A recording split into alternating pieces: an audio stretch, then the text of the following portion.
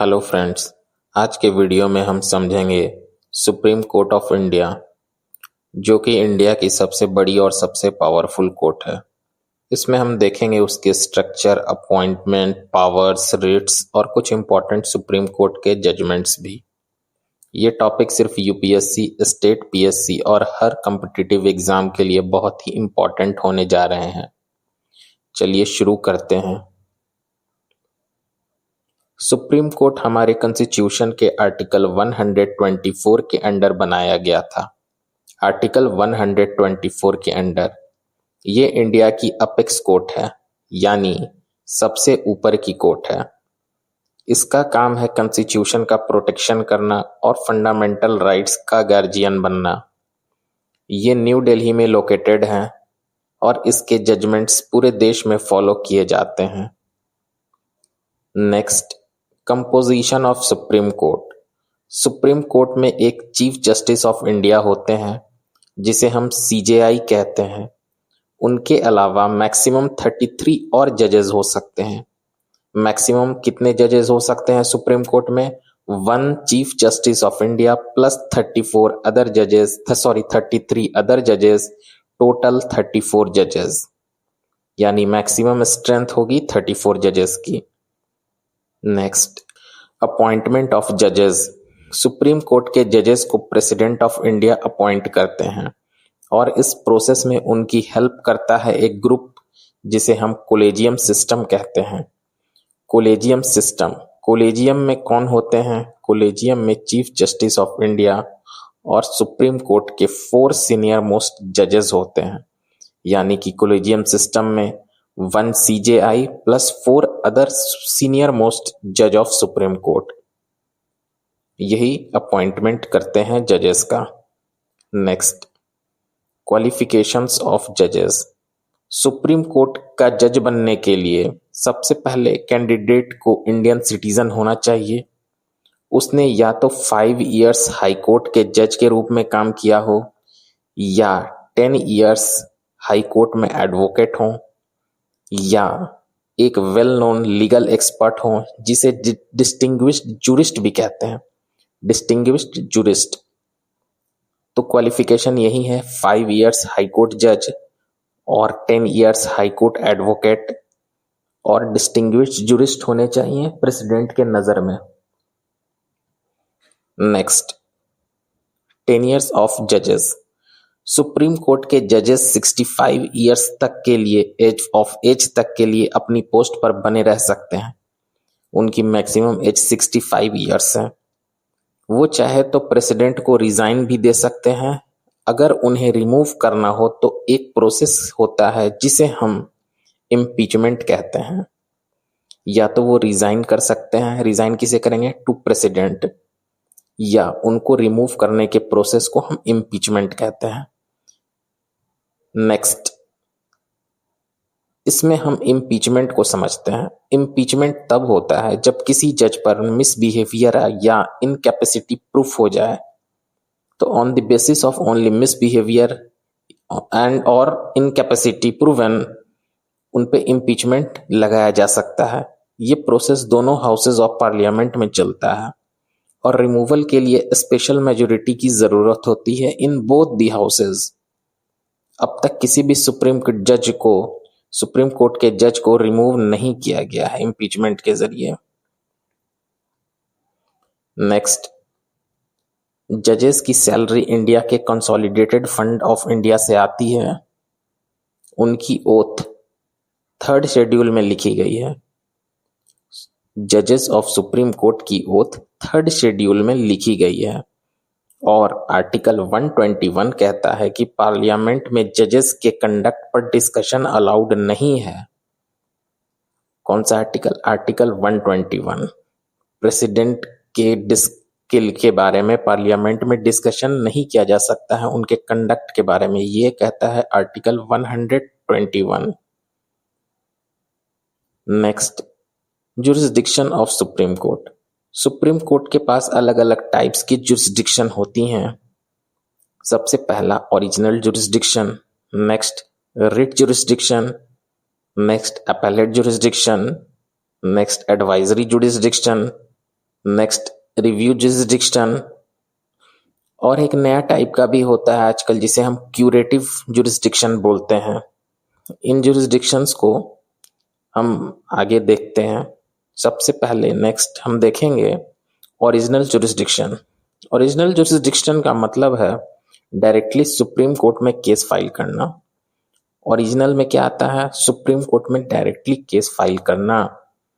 ये मेनली तब होता है जब सेंटर और स्टेट या दो स्टेट के बीच डिस्प्यूट होता है।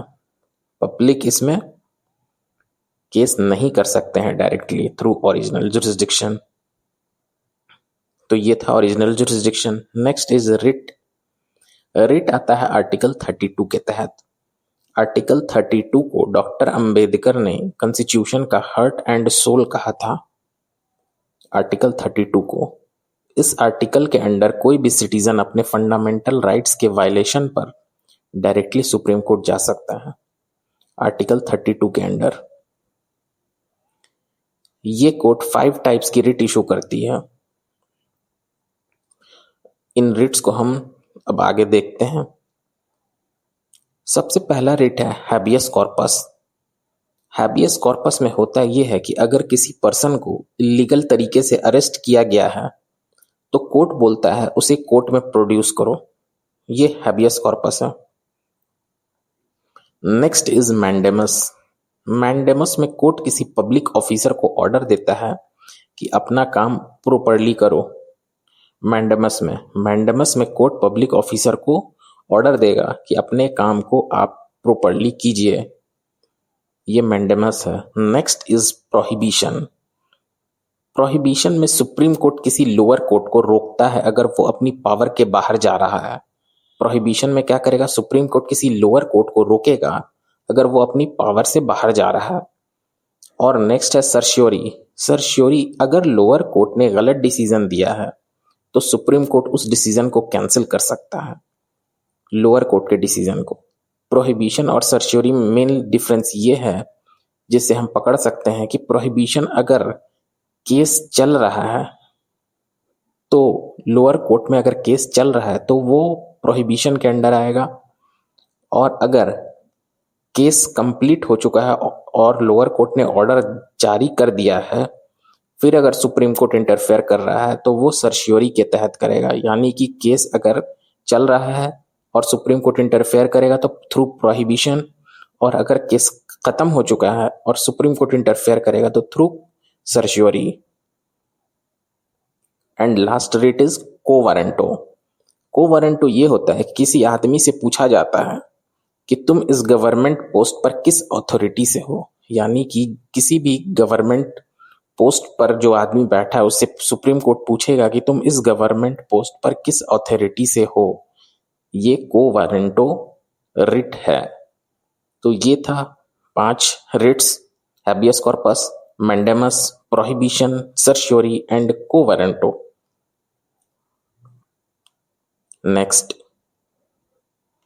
Next is appellate jurisdiction. ये आर्टिकल 132 से लेकर आर्टिकल 134 तक आता है।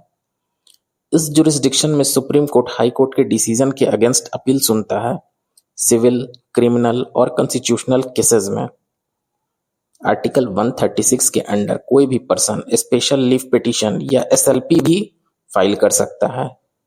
तो अपील करने का जो जुरिस्डिक्शन है वो सुप्रीम कोर्ट में है। अगर लोअर कोर्ट का कोई डिसीजन है तो उसे हम सुप्रीम कोर्ट में अपील करते हैं। ये अपेलेट जुरिस्डिक्शन है सुप्रीम कोर्ट का। Next is advisory jurisdiction. This is important. ये आर्टिकल 143 के अंडर आता है। एडवाइजरी जुरिस्डिक्शन आर्टिकल 143 के अंडर आता है। अगर प्रेसिडेंट ऑफ इंडिया चाहे तो वो सुप्रीम कोर्ट से लीगल या कॉन्स्टिट्यूशनल इशू पर एडवाइस मांग सकते हैं। कोर्ट चाहे तो एडवाइस दे सकती है, चाहे तो ना दे सकती है।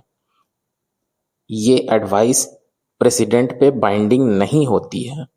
मतलब सुप्रीम कोर्ट ने जो एडवाइस प्रेसिडेंट को दिया है वो प्रेसिडेंट पे बाइंडिंग नहीं होगी। तो एडवाइजरी जुरिस्डिक्शन आता है आर्टिकल 143 के under. Next, review and curative jurisdiction. Supreme court अपना खुद का डिसीजन रिव्यू कर सकती है अंडर आर्टिकल 137।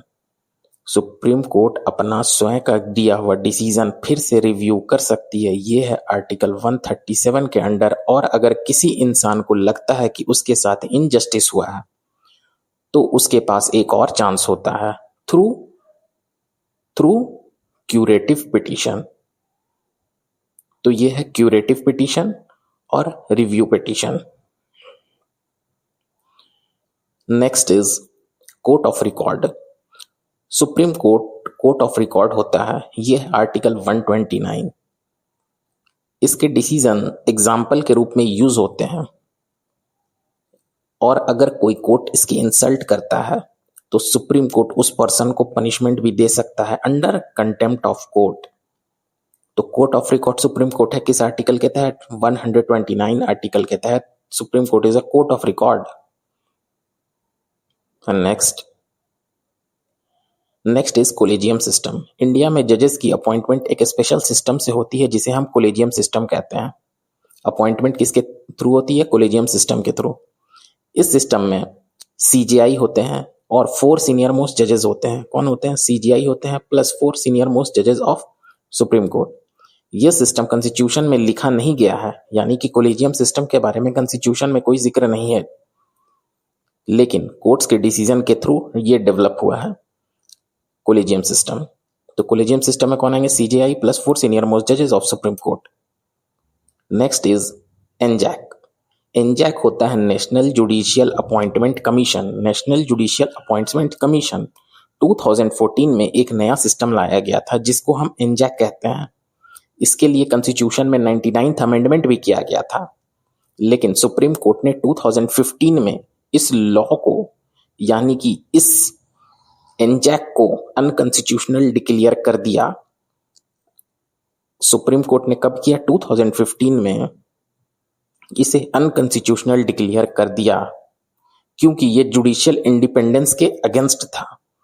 तो चूंकि ये जुडिशियल इंडिपेंडेंस के अगेंस्ट था तो सुप्रीम कोर्ट ने इसे अनकॉन्स्टिट्यूशनल डिक्लेयर कर दिया, यानी कि एनजैक अभी नहीं है, अभी कोलेजियम सिस्टम ही कंटिन्यू कर रहा है। Next, now we will see Supreme Court important landmark judgments. Supreme Court ने कुछ ऐसे डिसीजंस दिए हैं जो हमारे कॉन्स्टिट्यूशन का बेस बना है, जैसे कि केशवानंद भारती केस 1973, ये बेसिक स्ट्रक्चर डॉक्ट्रिन इसने दिया। Keshavananda Bharati case 1973 basic structure doctrine.